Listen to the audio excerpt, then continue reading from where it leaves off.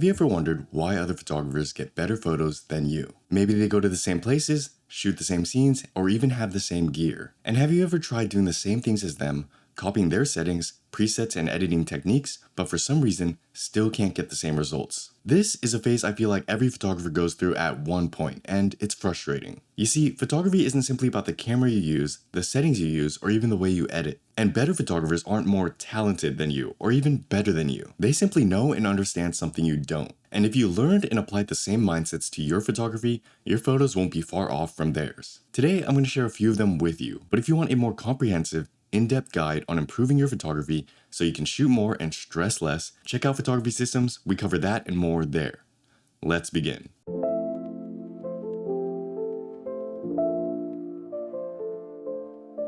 There is no better way.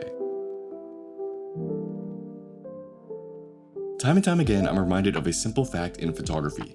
There is no better way. What do I mean by this? I mean that there's no right or better way to edit, shoot, and process your images. Sometimes I'll hop online and see a creator showing his or her process. And then I'll see another post of another photographer doing the exact opposite thing. Some people use masking to bring out the highlights and deepen the shadows. Others don't. Some people like to add color and clarity, while some prefer to mute and soften the image. And some people shoot raw and edit their photos, while others shoot straight out of camera JPEG and still get a good result. The funny thing is, you'll even see comments of people saying they like the unedited, original, raw file more than the over-edited final file. You see, everything works and anything can work. There is no one single method to getting a good result because there's evidence all around us of many different photographers using many different methods that all work. Is it right to say masking is a superior way of photo editing? No, especially when there's proof of someone taking great photos without even editing in the first place. Is it right to say film or digital is superior? No, when there's proof of someone taking great photos with both mediums. After a certain point, you realize the fallacy of it all. That finding the right or better way to do things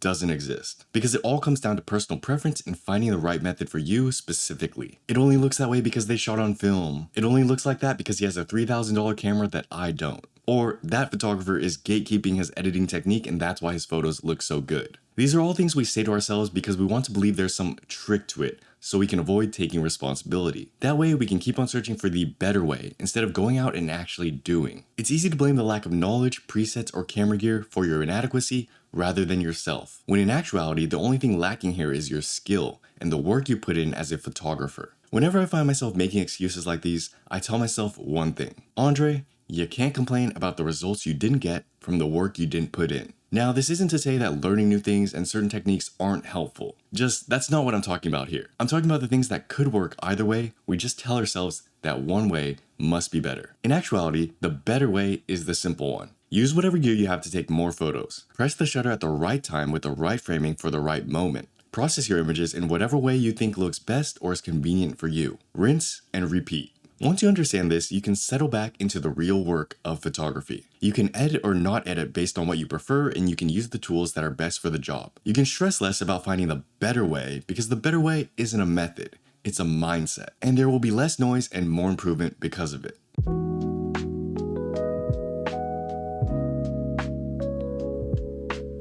Make improving inevitable. The majority of last year I spent trying to solve a big problem. I thought to myself, if I could make improving my photography inevitable, how would I do it? If the things I did on a day-to-day basis made it unreasonable for me not to get better, then wouldn't improving my photography be effortless, streamlined, and easy? I would no longer have to worry about if I'm getting better, I just have to focus on the things I had to do, trusting in the process, as they'd say. Well, it turns out it is possible to make improving your photography inevitable. And it's simpler than you think. The way we do it is through systems, designing and creating lifestyle changes such that your life is oriented towards getting better at something. When things are systematized, aka they become habitual or routine, it just kind of happens on its own. It's like having a really solid workout schedule or meal plan. It's tough at first, but once things are going, it goes. And being fit is a natural byproduct of the schedule you designed. You can do the exact same thing for photography. Learn to create systems around doing more of the thing you want to get better at. Make it such that weekly photo sessions are just part of what you do, and you'll have endless material for whatever you want. Continue to do the thing, and the photo book or photo zine will eventually build itself. Running through these cycles, getting in the reps, and letting time do its work is the process. Before you know it, months or years will go by, and you'll be able to look back at old photos and realize just how far you've come. Improvement happens when you make it inevitable. If you want to learn more about how to do all of this, we cover it thoroughly in photography systems. Otherwise, get those things down that I just mentioned and you'll be set.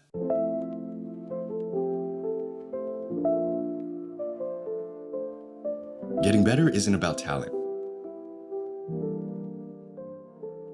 In photography systems, I wrote a chapter called Why Great Photographers Fail, But You Won't. In it, I break down something called the talent complex. In essence, we cover the many misconceptions people have about talent, why it doesn't matter as much as we think it does, and what we can do to improve despite our lack of it. The conclusion we eventually get to is that getting better isn't about talent, because anyone can get better regardless of the talent they have. And although society and the world wants to make us think that talent is king, it's not. That's simply another form of excuse. Trying to claim that someone has something you don't that you can never get, and therefore you should just give up and remain mediocre. It's not a healthy way of thinking, but so many photographers and creators suffer because of that mindset. So if we want to improve our photography, we must first understand that better photographers aren't necessarily more talented than you. Rather, it's more likely they have way more skill or many more years of experience. And to just assume they were born better is discrediting all the hard work they've put in. I actually think that many successful artists were once in our shoes, where they used to look at others, wonder why they were so much better than them, and it felt like they were staring in the face of an insurmountable mountain. But they shut their brain up,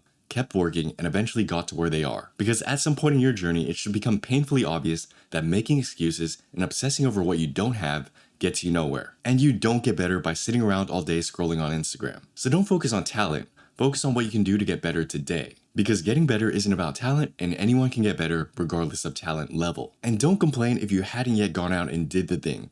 Put the work in, got the reps in today. It just won't do you any favors.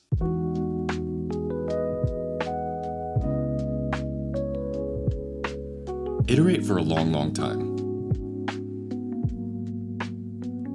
If you ever wondered how other photographers figured out the many little tips and tricks that make their photos look so good, understand that many times it's by accident. A lot of creators, even me, like to present as if we know something special, that we figured out some secret way of doing things and that's why our pictures look so good. But in actuality, compositions, color edits, and understanding photography as a whole happens by accident. What do I mean by this? I mean that creativity in general is a process of trial and error, an experimentation of doing things you never tried, doing things that are weird, and doing things that don't seem like they'd work, but being pleasantly surprised when they do. Many techniques are discovered by accident, where something happens to work well and we try to replicate that over and over again. This is an age-old constant, one that you see both in the creative arts and the sciences. The greatest inventors didn't know what would work. They tried a bunch of stuff out and eventually figured out what did. Improving your photography is the exact same thing. It's simply a game of iteration. You not only need to get the reps in, but you also must try new things constantly, or else you're just doing the same thing over and over again expecting a different result, which is what Albert Einstein famously called the definition of insanity. If you want to get better, you need to iterate,